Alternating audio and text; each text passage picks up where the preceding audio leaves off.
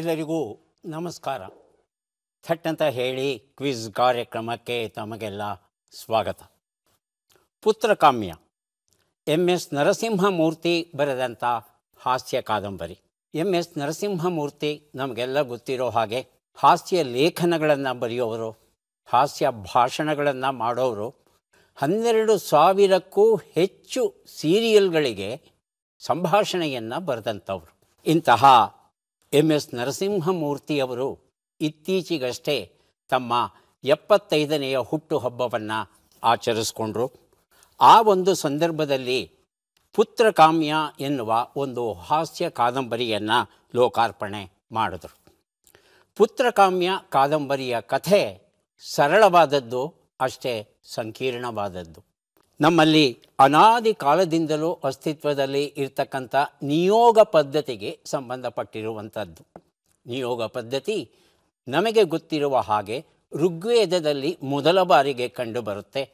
ಆನಂತರ ಮಹಾಭಾರತದಲ್ಲಿ ನಿಯೋಗದಿಂದ ಹೇಗೆ ಧರ್ಮರಾಜ, ಭೀಮ, ನಕುಲ, ಸಹದೇವ ಇವರೆಲ್ಲ ಹುಡ್ತಾರೆ, ಹಾಗೆಯೇ ಪಾಂಡು ಹೇಗೆ ಹುಡ್ತಾನೆ, ಧೃತರಾಷ್ಟ್ರ ಹೇಗೆ ಹುಡ್ತಾನೆ, ವಿದುರ ಹೇಗೆ ಹುಡ್ತಾನೆ, ಇವೆಲ್ಲ ನಾವೆಲ್ಲ ಓದಿದ್ದೇವೆ. ಧರ್ಮಶಾಸ್ತ್ರಗಳು ಒಪ್ಪಿದ್ದುವು ನಿಯೋಗ ಪದ್ಧತಿಯನ್ನು, ಆದರೆ ಬಹಳ ಕಠಿಣವಾದ ನಿಯಮಗಳನ್ನು ಹಾಕಿದ್ದುವು. ಇದು ಆಗಿನ ಕಾಲದ ಕತೆ. ಈಗಿನ ಕಾಲಕ್ಕೆ ಬಂದರೆ ಏನಾಗುತ್ತೆ? ಕಥಾನಾಯಕ ಇದ್ದಾನೆ, ದಿವಾಕಾಂತ ಮತ್ತು ದೇವಲತಾ ಅಂತ. ಇನ್ನೊಂದು ಜ್ಯೋತಿ ABCD ಶಾಸ್ತ್ರಿ ಮತ್ತು ಚಂದ್ರಮುಖಿ. ABCD ಅಂದರೆ ಅರಸೀಕೆರೆ ಬ್ರಹ್ಮಯ್ಯನವರ ಮಗ ಚಂದ್ರದೇವ ಶಾಸ್ತ್ರಿ ಅಂತ. ಈ ಗೆಳೆಯರಿಗೆ ಚಂಡಾಲರು 4 ಗೆಳೆಯರು, ದುಷ್ಟ ಚತುಷ್ಟಯರು ಅಂತ ಇವರನ್ನು ಕರೀತೇವೆ. ಧರ್ಮೇಂದ್ರ, ಸಿದ್ಧಾರ್ಥ, ಸತ್ಯಕಾಮ, ಮೋಕ್ಷೇಂದ್ರ ಅಂತ. ಮದುವೆ ಆಗಿದ್ದಾನೆ ದಿವಾಕಾಂತ, ಮಕ್ಕಳಾಗಿಲ್ಲ, 2 ವರ್ಷ ಆಗಿದೆ. ಈ ದುಷ್ಟ ಚತುಷ್ಟಯರು ಹೇಳ್ತಾರೆ, ಏನೋ ಸಮಸ್ಯೆ ಇದೆ ಅಂತ ಕಾಣುತ್ತಪ್ಪ, ಡಾಕ್ಟ್ರ್ ಹತ್ರ ಹೋಗು ಅಂದಾಗ ಡಾಕ್ಟ್ರು ಪರೀಕ್ಷೆ ಮಾಡಿ ವೀರ್ಯಾಣುಗಳ ಕೊರತೆ ಇದೆ ಅಂದಾಗ ಈ ಚಂಡಾಲರು ಯಾಕೆ ನಮ್ಮಲ್ಲಿ ಅತ್ಯಂತ ಸುರಸುಂದರನಾಗಿರ್ತಕ್ಕಂಥ, ಬುದ್ಧಿವಂತನಾಗಿರ್ತಕ್ಕಂಥ ಈ ABCD ಶಾಸ್ತ್ರಿ ವೀರ್ಯವನ್ನು ದಾನ ಮಾಡಬಾರ್ದು ಅನ್ನೋ ಪ್ರಸ್ತಾಪ ಮಾಡ್ತಾರೆ. ದುಷ್ಟ ಚತುಷ್ಟಯರ ಸಲಹೆಗೆ ದಿವಾಕಾಂತ, ದೇವಲತಾ ಒಪ್ಪುತ್ತಾರ. ABCD ಶಾಸ್ತ್ರಿ ವೀರ್ಯದಾನ ಮಾಡ್ತಾನ. ದೇವಲತಾ ಗರ್ಭಿಣಿಯಾಗ್ತಾಳ. ತಾನು ಮದುವೆಯಾಗುವ ಹುಡುಗ ವರ್ಜಿನ್ ಆಗಿರಬೇಕು ಅಂತ ಏನು ಚಂದ್ರಮುಖಿ ಒಂದು ಬೇಡಿಕೆಯನ್ನು ಇಟ್ಟಿರ್ತಾಳೆ, ಅದು ಪೂರ್ಣಗೊಳ್ಳುತ್ತಾ? ಈ ಎಲ್ಲ ಪ್ರಶ್ನೆಗಳಿಗೆ ಉತ್ತರ ಬೇಕು ಅನ್ನೋದಾದರೆ ದಯವಿಟ್ಟು ಪುತ್ರಕಾಮ್ಯ ಹಾಸ್ಯ ಕಾದಂಬರಿ MS ನರಸಿಂಹಮೂರ್ತಿ ಬರೆದಿರುವಂಥ ಪುಸ್ತಕವನ್ನು ತಾವು ಓದಬೇಕಾಗುತ್ತೆ. 75ನೇ ಹುಟ್ಟು ವರ್ಷದ ಶುಭಾಶಯಗಳ ಜೊತೆ ಪುತ್ರಕಾಮ್ಯ ಈ ಕೃತಿಯನ್ನು ಕೊಟ್ಟಂಥ ನರಸಿಂಹಮೂರ್ತಿ ಅವರನ್ನು ಅಭಿನಂದಿಸ್ತಾ ಇವತ್ತಿನ ಕಾರ್ಯಕ್ರಮವನ್ನು ಆರಂಭಿಸ್ತಾ ಇದ್ದೇವೆ. ಸ್ಪರ್ಧಿಗಳ ಪರಿಚಯ. ಮೊದಲ ಸ್ಪರ್ಧಿ ಯುವರಾಜಗೌಡ ಮೂರ್ಗೇರಿ. ನನ್ನ ಹವ್ಯಾಸ ಶಾಸ್ತ್ರೀಯ ಸಂಗೀತ, ನಾಟಕಗಳನ್ನು ನೋಡೋದು, ಕೇಳೋದು. ಯುವರಾಜಗೌಡ ಅವರಿಗೆ ಸ್ವಾಗತವನ್ನು ಕೋರ್ತಾ ಇದ್ದೇವೆ.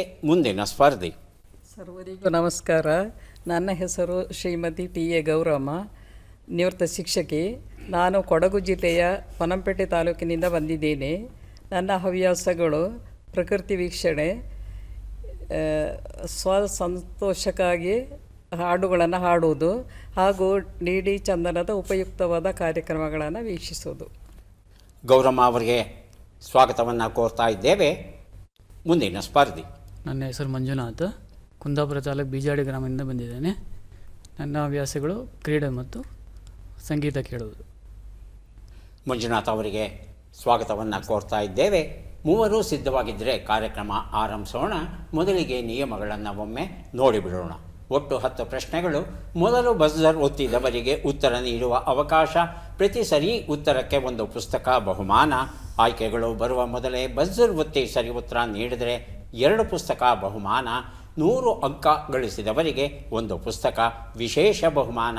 ನಕಾರಾತ್ಮಕ ತಂತ್ರಗಳಿಗೆ ಅವಕಾಶವಿಲ್ಲ. ಇಂದಿನ ಕಾರ್ಯಕ್ರಮದಲ್ಲಿ ನಾವು ಕೊಡುವ ಎಲ್ಲ ಪುಸ್ತಕಗಳನ್ನು ನಮಗೆ ಕೊಟ್ಟವರು ಸಾವಣ್ಣ ಪ್ರಕಾಶನ ಹಾಗೂ ಬಹುರೂಪಿ ಪ್ರಕಾಶನದವರು. ಅವರಿಗೆ ಕೃತಜ್ಞತೆಗಳನ್ನು ಸೂಚಿಸುತ್ತಾ ಮೊದಲ ಪುಸ್ತಕ, ಮೊದಲ ಪ್ರಶ್ನೆ. ನನ್ನೊಳಗಿನ ಹಾಡು ಕ್ಯೂಬಾ.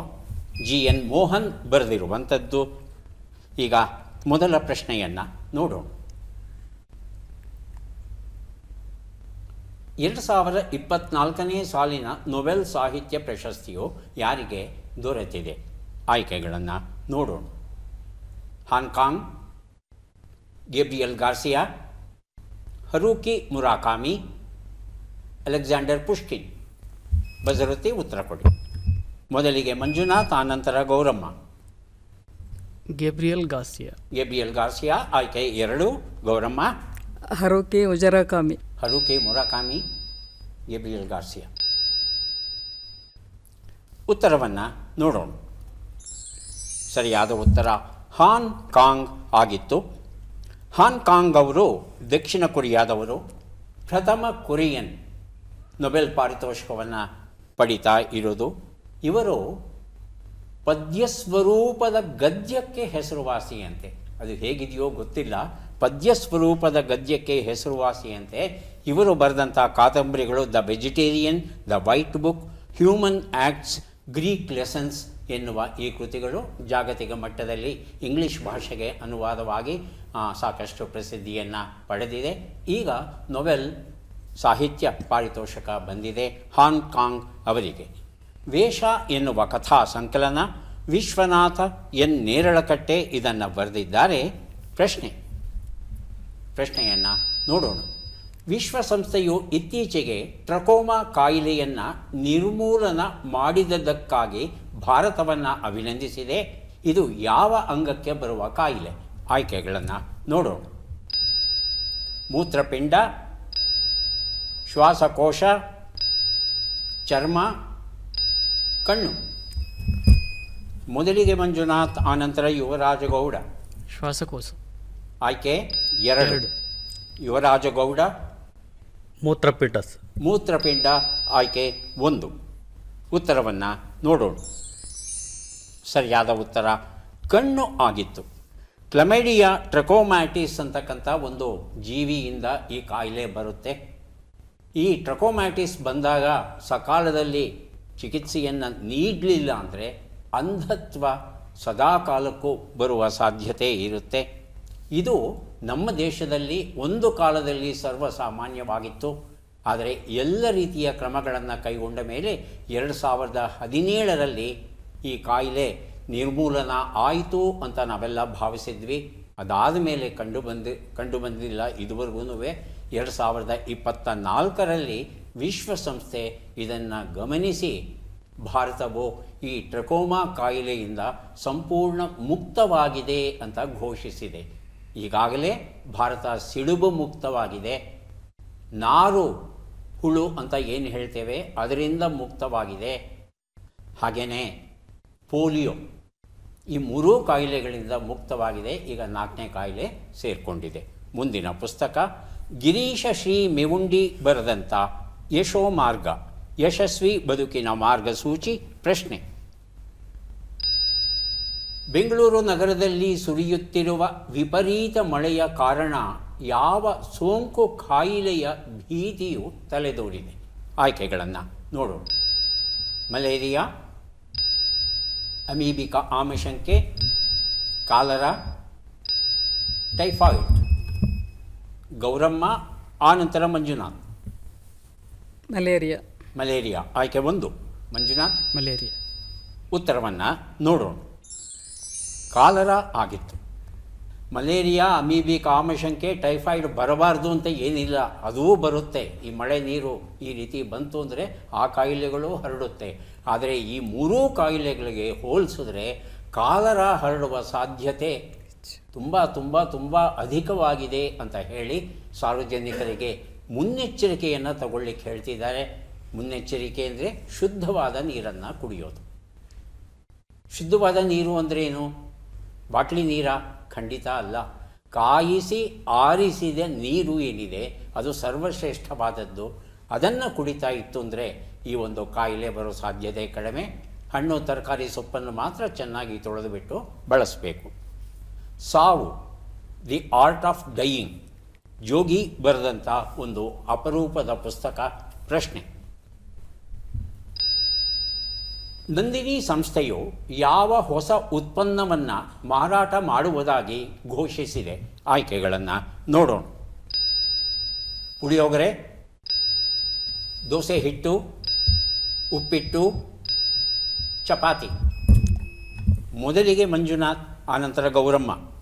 ದೋಸೆ ಹಿಟ್ಟು. ದೋಸೆ ಹಿಟ್ಟು ಆಯ್ಕೆ 2. ಗೌರಮ್ಮ? ಚಪಾತಿ. ಚಪಾತಿ. ಯುವರಾಜಗೌಡ? ಚಪಾತಿ. ಚಪಾತಿನೇ ಹೌದಾ? ಹಾಂ, ರೆಡಿ ಟು ಈಟ್, ತಿನ್ನೋದಕ್ಕೆ ಸಿದ್ಧವಾಗಿರ್ತಕ್ಕಂಥ ಪದಾರ್ಥ ಅಂತೆ. ಉತ್ತರವನ್ನು ನೋಡೋಣ. ದೋಸೆ ಹಿಟ್ಟು ಉತ್ತರ ಸರಿಯಾಗಿದೆ. ಮಂಜುನಾಥ್ ಅವರಿಗೆ ಸಾವು ದ ಆರ್ಟ್ ಆಫ್ ಡೈಯಿಂಗ್ ಎನ್ನುವ ಈ ಒಂದು ಪುಸ್ತಕವನ್ನು ಕೊಡ್ತಾ ಇದ್ದೇನೆ. ಸಿದ್ಧಪಡಿಸಿದ ಇಡ್ಲಿ ಹಿಟ್ಟು, ದೋಸೆ ಹಿಟ್ಟನ್ನು ಈಗ ನಂದಿನಿ ಸಂಸ್ಥೆ ಬಿಡುಗಡೆ ಮಾಡ್ತಾ ಇದೆಯಂತೆ. ಬೆಂಗಳೂರು ಒಂದರಲ್ಲೇ 10,000ದಿಂದ 20,000 kg ಹಿಟ್ಟು ಮಾರಾಟವಾಗುತ್ತೆ ಅನ್ನೋ ನಿರೀಕ್ಷೆ ನಂದಿನಿ ಸಂಸ್ಥೆಯದ್ದು. ಜಯನಗರದಲ್ಲೇ ಈ ಹಿಟ್ಟನ್ನು ತಯಾರಿಸಿ ಅದನ್ನು ಪ್ಯಾಕ್ ಮಾಡಿ ಅದನ್ನು ಮಾರಾಟ ಮಾಡುವ ವ್ಯವಸ್ಥೆಯನ್ನು ರೂಪಿಸಿದೆಯಂತೆ. ಅದು 450 ಗ್ರಾಮ್ ಹಾಗೂ 900 ಗ್ರಾಮ್ 2 ರೀತಿಯ ಪೊಟ್ಟಣಗಳು ಮಾರುಕಟ್ಟೆಯಲ್ಲಿ ಮುಂದೆ ಸಿಗುತ್ತಂತೆ. ಆನಂತರ ಕರ್ನಾಟಕದ ಇತರ ಭಾಗಗಳಿಗೆ ಈ ಹಿಟ್ಟನ್ನು ಪೂರೈಸುವ ಯೋಜನೆಯನ್ನು ಹಾಕ್ಕೊಂಡಿದೆ ನಂದಿನಿ. ಮುಂದಿನ ಪುಸ್ತಕ ಥಟ್ಟಂತ ಹೇಳಿ ಕಿವಿ ಮಾತುಗಳು, ನಂಬಿದರೆ ನಂಬಿ, ಬಿಟ್ಟರೆ ಬಿಡಿ. ಡಾಕ್ಟರ್ ನಾ ಸೋಮೇಶ್ವರ ಬರೆದಿರುವಂಥದ್ದು. ಪ್ರಶ್ನೆ: ಬಿಟ್ಟ ಅಕ್ಷರಗಳನ್ನು ತುಂಬಿ. ಕ, ದ, ಮ, ಪ್ರ, ಸ್ತಿ.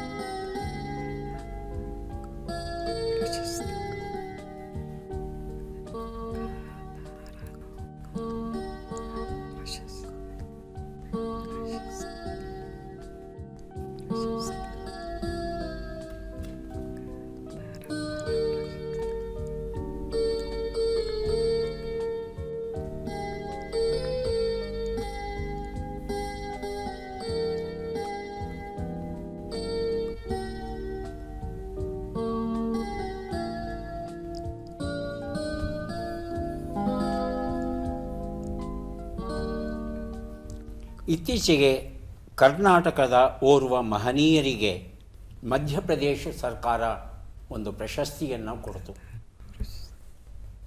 ಏನಾದರೂ ಹೊಳಿತಾ ಯಾರಿಗೆ ಅಂತ? ಕಾಳಿದಾಸ. ಬಸ್ಸರ್ ಹೊತ್ಬಿಟ್ಟು ಉತ್ತರ ಕೊಡಿ. ಒತ್ತಿ. ಹಾಂ, ಹೇಳಿ. ಕಾಳಿದಾಸ ಪ್ರಶಸ್ತಿ. ಕಾಳಿದಾಸ ಪ್ರಶಸ್ತಿ ಹೇಳಿ. ಪೂರ್ತಿ ಅಕ್ಷರಗಳು ನೋಡ್ಕೊಂಡು ಹೇಳಿ.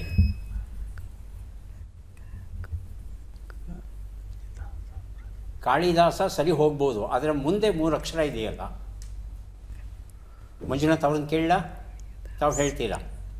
ಕೇಳಿ. ಮಂಜುನಾಥ್. ಕಾಳಿದಾಸ ಸಮ್ಮಾನ ಪ್ರಶಸ್ತಿ. ಕಾಳಿದಾಸ ಸಮ್ಮಾನ ಪ್ರಶಸ್ತಿ. ಉತ್ತರವನ್ನು ನೋಡೋಣ. ಕಾಳಿದಾಸ ಸಮ್ಮಾನ ಪ್ರಶಸ್ತಿ ಉತ್ತರ ಸರಿಯಾಗಿದೆ. ಮಂಜುನಾಥ್ ಅವರಿಗೆ ನಂಬಿದರೆ ನಂಬಿ, ಬಿಟ್ಟರೆ ಬಿಡಿ ಈ ಒಂದು ಪುಸ್ತಕವನ್ನು ಕೊಡ್ತಾ ಇದ್ದೇನೆ. ಕಾಳಿದಾಸ್ ಸಮ್ಮಾನ ಪ್ರಶಸ್ತಿ ಇತ್ತೀಚೆಗೆ ಕರ್ನಾಟಕದಲ್ಲಿ ಇರ್ತಕ್ಕಂಥ ಚಿತ್ರಕಲಾವಿದರು ಗಂಜಿಫಾ ರಘುಪತಿ ಭಟ್ ಅವರಿಗೆ ಈ ಒಂದು ಪ್ರಶಸ್ತಿ ದೊರೆತಿದೆ.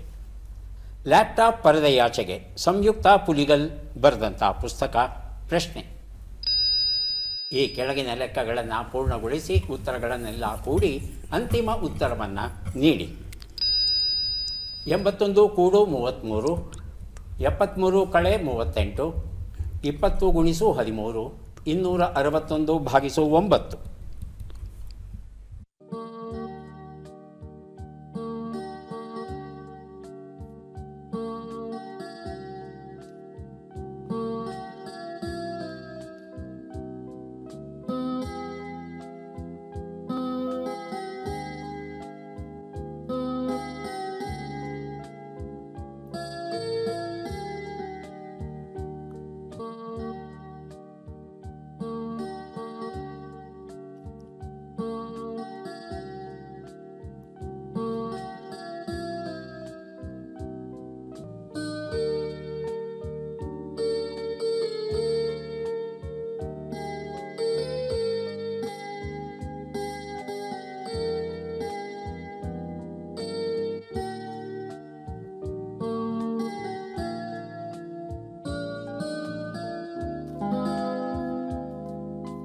ಯಾರೂ ಬಜರ್ ಒತ್ತಿಲ್ಲ, ಉತ್ತರವನ್ನು ಕೊಡ್ತಾ ಇಲ್ಲ. ಹೇಳಿ ಮಂಜುನಾಥ್. 480. 484 ಹೇಳಿ ಯುವರಾಜಗೌಡ. 481. ಉತ್ತರವನ್ನು ನೋಡ್ತಾ ಹೋಗೋಣ. ಒಂದು ಉತ್ತರ 114, 35, 509. 260, 29 ಎಲ್ಲವನ್ನು ಕೂಡಿದರೆ 438 ಬಂದಿದೆ. ಈ ಉತ್ತರವನ್ನು ಯಾರೂ ಕೊಟ್ಟಿಲ್ಲ. ಮುಂದೆ ನಾವು ಕೊಡ್ತಾ ಇದ್ದೇವೆ ಸಣ್ಣ ಕಥೆಗಳ ಕೃತಿ ನನ್ನವರು. ಕನ್ನಡಕ್ಕೆ ಅನುವಾದ ಮಾಡಿದ್ದಾರೆ ಮಸೂಸು ಲೋಚನ್ ಅವರು. ಪ್ರಶ್ನೆ: ಈ ವಿಶೇಷ ಚೇತನ ಕ್ರೀಡಾಪಟುವನ್ನು ಗುರುತಿಸಿ.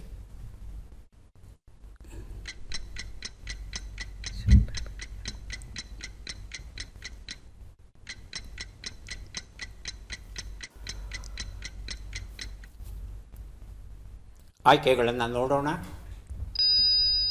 ಶರತ್ ಕುಮಾರ್, ಸುಹಾಸ್ ಯತಿರಾಜ್, ಧರಂಬೀರ್ ನೈನ್, ಸುಂದರ್ ಸಿಂಗ್ ಗುರ್ಜರ್. ಮೊದಲಿಗೆ ಗೌರಮ್ಮ, ಆನಂತರ ಮಂಜುನಾಥ್. ಸುಂದರ್ ಸಿಂಗ್ ಗುರ್ಜರ್. ಆಯ್ಕೆ 4. ಹೇಳಿ ಮಂಜುನಾಥ್. ಸುಹಾಸ್ ಯತಿರಾಜ್. ಆಯ್ಕೆ 2. ಉತ್ತರವನ್ನು ನೋಡೋಣ. ಸರಿಯಾದ ಉತ್ತರ ಧರಂಬೀರ್ ನೈನ್ ಆಗಿತ್ತು. ಧರಮ್ ಅವರು ಹರಿಯಾಣ ರಾಜ್ಯಕ್ಕೆ ಸೇರಿದವರು. ವಾಹನದಲ್ಲಿ ಚಲಿಸುವಾಗ ಅಪಘಾತವಾಗುತ್ತೆ. ಸೊಂಟದ ಕೆಳಗಿನ ಭಾಗ ಏನಿದೆ ಅದು ಸಂಪೂರ್ಣ ನಿಶ್ಚೇತವಾಗಿದೆ. ಯಾವುದೇ ರೀತಿಯಾದ ಚಲನವಲನ ಇಲ್ಲ.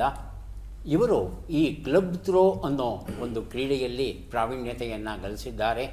2024 ಪ್ಯಾರಿಸ್ ಪ್ಯಾರಾಲಿಂಪಿಕ್ ಸ್ಪರ್ಧೆ ಏನು ನಡೀತು ಆ ಸ್ಪರ್ಧೆಯಲ್ಲಿ ಇವರು ಚಿನ್ನದ ಪದಕವನ್ನು ಗಳಿಸಿದ್ದಾರಂತೆ ಧರಂಬೀರ್ ಅವರು. ಮುಂದೆ ನಾವು ಕೊಡ್ತಾ ಇದ್ದೇವೆ ಜಯಪ್ರಕಾಶ್ ನಾಗತಿಹಳ್ಳಿ ಬರೆದ ನಿರೂಪಣೆ ನಿರೂಪಿಸಿ ಎನ್ನುವ ಪುಸ್ತಕ. ಪ್ರಶ್ನೆ: ಈ ಅಕ್ಷರಗಳನ್ನು ಸರಿಯಾಗಿ ಜೋಡಿಸಿ. ಅಕ್ಷರಗಳು ಕ, ಪು, ಮ, ಕು, ಡ, ದ್ಯ, ನ, ಸ್ತ.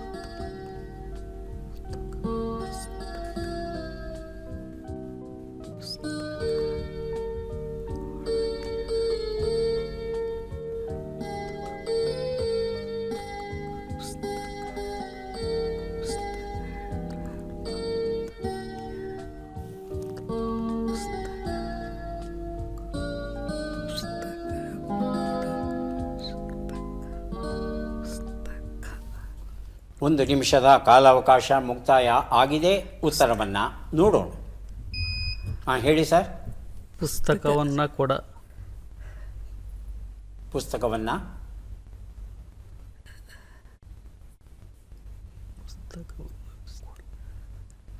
ಗೌರಮ್ಮ, ಮಂಜುನಾಥ್ ತಾವೇನಾದರೂ ಪ್ರಯತ್ನಿಸ್ತೀರಾ? ಅದೇ ಪುಸ್ತಕವನ್ನು ಬಜರ್ ಒತ್ತಿದೆ ಉತ್ತರ ಕೊಡಬಾರ್ದು. ಮಂಜುನಾಥ್ ಬಜರ್ ಒತ್ತಿದ್ದಾರೆ. ಕನ್ನಡ ಪುಸ್ತಕವನ್ನು ಕೊಡ. ಕನ್ನಡ ಪುಸ್ತಕವನ್ನು ಕೊಡೋಣ ಅಂತಲಾ ಗೌರಮ್ನವರು? ಉತ್ತರವನ್ನು ನೋಡೋಣ. ಕನ್ನಡ ಪುಸ್ತಕೋದ್ಯಮ ಅನ್ನೋದು ಸರಿಯಾದ ಉತ್ತರ ಆಗಿತ್ತು. 3 ಪುಸ್ತಕವನ್ನು ಕೊಡೋಕೆ ಈಗ ಸಿದ್ಧವಾಗ್ತಾ ಇದ್ದೇವೆ. ಪದಬಂಧ ಈಗ ಬಂತು. ಸುಳುಹುಗಳನ್ನು ನೋಡೋಣ. ಆಕಾಶ ವಾಹನದಲ್ಲಿ ಪ್ರಯಾಣ, ಅನುಮಾನ, ಸಿದ್ಧತೆ.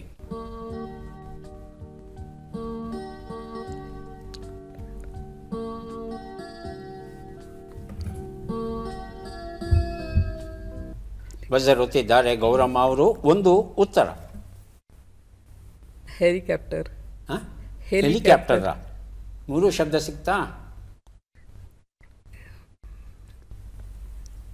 ಇಲ್ಲ, ಮುಗೀತು. ತಮ್ಮ ಅವಕಾಶ ಮುಗೀತು. ಹೆಲಿಕಾಪ್ಟರ್ ಸರಿ ಇದೆಯಾ? ಆಮೇಲೆ ನೋಡೋಣ. ಈಗ ಯುವರಾಜಗೌಡ ಹಾಗೂ ಮಂಜುನಾಥ್ ಏನಾದರೂ ಉತ್ತರ ಕೊಡ್ತಾರಾ? ಉತ್ತರವನ್ನು ನೋಡ್ಬಿಡೋಣ. ವಿಮಾನ. ಮೊದಲನೇ ಶಬ್ದ ನಾನು ಕೊಡ್ತೇನೆ, ಗೊತ್ತಾ? ಹೇಳಿ, ಪ್ರಯತ್ನಿಸಿ ಯುವರಾಜ್ ಗೌಡ. ವಿಮಾನ. ಒತ್ತು ಬಿಟ್ಟು ಹೇಳಿ. ಹಾಂ, ಹೇಳಿ. ವಿಮಾನ. ವಿಮಾನ. ಪ್ರಯಾಣ. ಹಾಂ, ವಿಮಾನ ಪ್ರಯಾಣ ಅಂದರೆ 6 ಅಕ್ಷರ ಆಗೋಗ್ಬಿಡುತ್ತೆ. ಅದೇ ಅರ್ಥ ಬರುವಂಥ 5 ಅಕ್ಷರದ ಶಬ್ದ ಹೇಳಬೇಕು. ವಿಮಾನಯಾನ. ವಿಮಾನಯಾನ. ಉತ್ತರವನ್ನು ನೋಡೋಣ. ವಿಮಾನಯಾನ ಉತ್ತರ ಸರಿಯಾಗಿದೆ. 2 ಮತ್ತು 3ನೇ ಶಬ್ದವನ್ನು ತಾವೇ ಕೊಡಬೇಕು. ಅನುಮಾನ ಎನ್ನುವ ಅರ್ಥ ಬರುವ 3 ಅಕ್ಷರದ ಶಬ್ದ ದಯವಿಟ್ಟು ಕೊಡಿ. ಮಧ್ಯದಕ್ಷರ ಮಾ ಇದೆ. ನಮಗೆ ಗೊತ್ತಿಲ್ಲ ಅಂತ ಹೇಳಿದರೆ ನಾನು ಮಂಜುನಾಥ್ ಅವರನ್ನು ಕೇಳ್ತೇನೆ. ಮಂಜುನಾಥ್. ಗೌರಮ್ಮ. ಉತ್ತರವನ್ನು ನೋಡೋಣ. ಗುಮಾನಿ. 3 ಉತ್ತರ. ಯಾರು ಬೇಕಾದರೂ ಬಜರುತ್ತಿ ಉತ್ತರ ಕೊಡಿ. ಮಂಜುನಾಥ್. ತಯಾರಿ. ಏನಪ್ಪ? ತಯಾರಿ. ತಯಾರಿ. ಉತ್ತರವನ್ನು ನೋಡೋಣ. ತಯಾರಿ ಉತ್ತರ ಸರಿಯಾಗಿದೆ. ಮಲ್ಲಿಗೆ ಮತ್ತು ಇತರ ಕವಿತೆಗಳು, ಈ ಒಂದು ಪುಸ್ತಕವನ್ನು ಮಂಜುನಾಥ್ ಅವರಿಗೆ ಕೊಟ್ಟಿದ್ದೇನೆ. ಈಗ ಕೊನೆಯ ಘಟ್ಟಕ್ಕೆ ಬಂದಿದ್ದೇವೆ. ಚಟ್ಪಟ್ ಚಿನ್ಕುರುಳಿ 5 ಪ್ರಶ್ನೆಗಳು. ಮೊದಲ ಅವಕಾಶ ಯುವರಾಜ್ ಗೌಡ ಅವರಿಗೆ. ಸಿದ್ಧವಾಗಿದ್ದೀರಾ? ಮೊದಲ ಪ್ರಶ್ನೆ. ಚಿದಂಬರ ರಹಸ್ಯ ಎಂಬ ನುಡಿಗಟ್ಟಿನ ಅರ್ಥವೇನು? ಬಿಡಿಸಲಾಗದ ಗುಟ್ಟು, ಬಿಡಿಸಬಹುದಾದ ಗುಟ್ಟು. ಬಿಡಿಸಲಾಗದ ಗುಟ್ಟು. ಮುಂದಿನ ಪ್ರಶ್ನೆ. ಧ್ಯಾನದಲ್ಲಿ ತೊಡಗಿರುವವನು ಎಂಬ ಅರ್ಥವನ್ನು ಕೊಡುವ ಶಬ್ದ ಯಾವುದು? ಅಂತರ್ಮುಖಿ, ಅಂತರ್ಯಾಮಿ. ಅಂತರ್ಮುಖಿ. ಮುಂದಿನ ಪ್ರಶ್ನೆ. ತಪತಿ ಯಾರ ಮಗಳು? ಸೂರ್ಯ, ಚಂದ್ರ. ಸೂರ್ಯ. ಮುಂದಿನ ಪ್ರಶ್ನೆ. ಈ ಗಾದೆಯನ್ನು ಪೂರ್ಣಗೊಳಿಸಿ. ಊರೆಲ್ಲ ನೆಂಟರು. ಮುಂದಿನ ಪ್ರಶ್ನೆ. ಈ ಒಗಟನ್ನು ಬಿಡಿಸಿ. ಹಳ್ಳಿ ಗಡಿಯಾರ ಒಳ್ಳೆ ಆಹಾರ.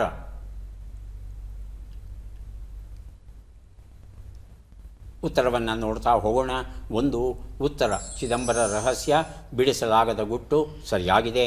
2 ಉತ್ತರ ಧ್ಯಾನದಲ್ಲಿ ತೊಡಗಿರುವವನು, ಅಂತರ್ಮುಖಿ ಸರಿಯಾಗಿದೆ. 3 ಉತ್ತರ ಸೂರ್ಯ ಸರಿಯಾಗಿದೆ. 4 ಉತ್ತರ ಊರೆಲ್ಲ ನೆಂಟರು, ಉಣ್ಣಕ್ಕಿಕ್ಕವರು ಮಾತ್ರ ಯಾರೂ ಇಲ್ಲ. 5ನೇ ಪ್ರಶ್ನೆಗೆ ಉತ್ತರ ಇದು ಕೋಳಿ ಆಗಿತ್ತು. 3 ಪ್ರಶ್ನೆಗಳಿಗೆ ತಾವು ಸರಿಯಾದ ಉತ್ತರ ಕೊಟ್ಟಿದ್ದೀರಿ. 3 ಪುಸ್ತಕವನ್ನು ತಮಗೆ ಕೊಟ್ಟಿದ್ದೇವೆ. ಈಗ ಗೌರಮ್ಮ ಅವರಿಗೆ ಅವಕಾಶ ಬರ್ತಾ ಇದೆ. ಸಿದ್ಧವಾಗಿದ್ದೀರಾ? ಮೊದಲ ಪ್ರಶ್ನೆ.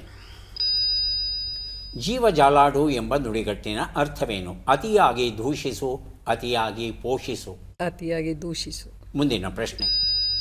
ಪಲ್ಲಕ್ಕಿ, ಮೇನೆ ಎಂಬ ಅರ್ಥವನ್ನು ಕೊಡುವ ಶಬ್ದ ಯಾವುದು? ಅಂದಣ, ಅಂದುಗೆ. ಅಂದಣ. ಮುಂದಿನ ಪ್ರಶ್ನೆ. ತಕ್ಷಶಿಲೆಯು ಯಾವ 2 ನದಿಗಳ ನಡುವೆ ಇದೆ? ಸರಸ್ವತಿ ಝೀಲಂ, ಸಿಂಧು ಝೀಲಂ. ಸಿಂಧು ಝೀಲಂ. ಮುಂದಿನ ಪ್ರಶ್ನೆ. ಈ ಗಾದೆಯನ್ನು ಪೂರ್ಣಗೊಳಿಸಿ. ಬಾಯಿ ಒಳ್ಳೆಯದಾದರೆ? ಊರು ಒಳ್ಳೆಯದು. ಮುಂದಿನ ಪ್ರಶ್ನೆ. ಈ ಒಗಟನ್ನು ಬಿಡಿಸಿ. ಕಣ್ಣಿಗೆ ಹತ್ತಿರ, ಕಾಲಿಗೆ ದೂರ.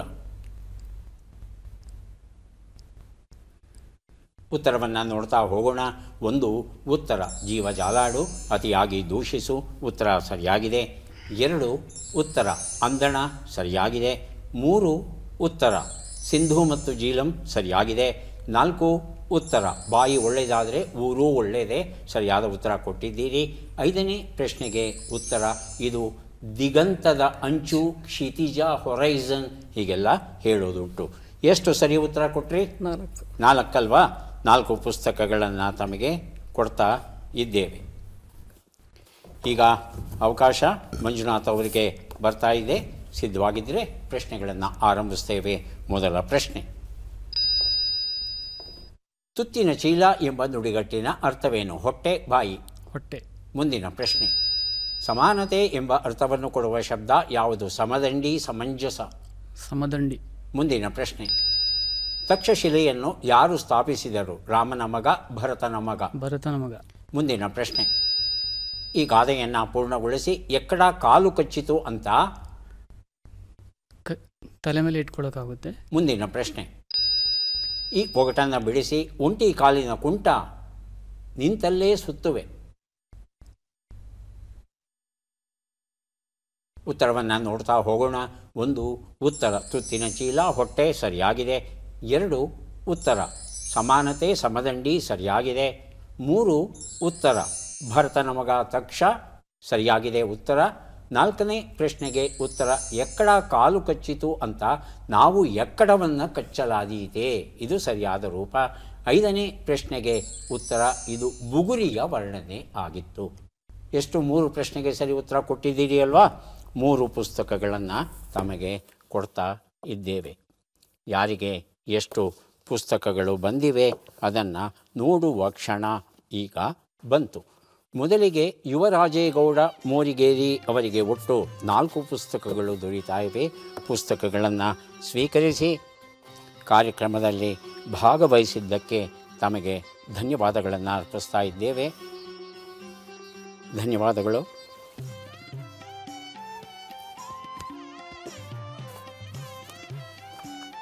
ಗೌರಮ್ಮ ಅವರಿಗೆ 4 ಪುಸ್ತಕ ಸಿಗ್ತಾ ಇದೆ, ಸ್ವೀಕರಿಸಿ ಅಭಿನಂದನೆಗಳು. ಮಂಜುನಾಥ್ ಅವರಿಗೆ 3 6 ಪುಸ್ತಕ ತಮಗೆ ಸಿಗ್ತಾ ಇದೆ, ಸ್ವೀಕರಿಸಿ ಅಭಿನಂದನೆಗಳು.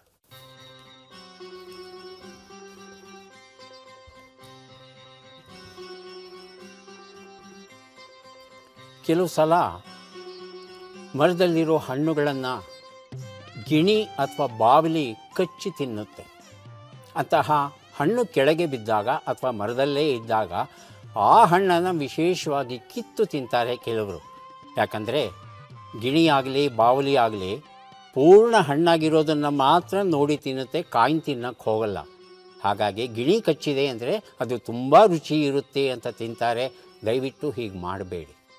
ಯಾಕಂದರೆ ಅನೇಕ ಕಾಯಿಲೆಗಳು ಈ ಹಣ್ಣುಗಳ ಮೂಲಕ ಹರಡುವ ಸಾಧ್ಯತೆ ಇರುತ್ತೆ. ಗಿಣಿಗೆ ಅಥವಾ ಬಾವಲಿಗೆ ಕಾಯಿಲೆ ಇದ್ದರೆ ಅದು ಹಣ್ಣಿನ ಮೂಲಕ ನಮ್ಮ ದೇಹವನ್ನು ಸೇರುತ್ತೆ. ಹಾಗಾಗಿ ದಯವಿಟ್ಟು ಪಕ್ಷಿಗಳು ಕಚ್ಚಿದಂಥ ಹಣ್ಣುಗಳನ್ನು ತಿನ್ನಬೇಡಿ. ಮತ್ತೆ ಭೇಟಿಯಾಗೋಣ. ನಮಸ್ಕಾರ.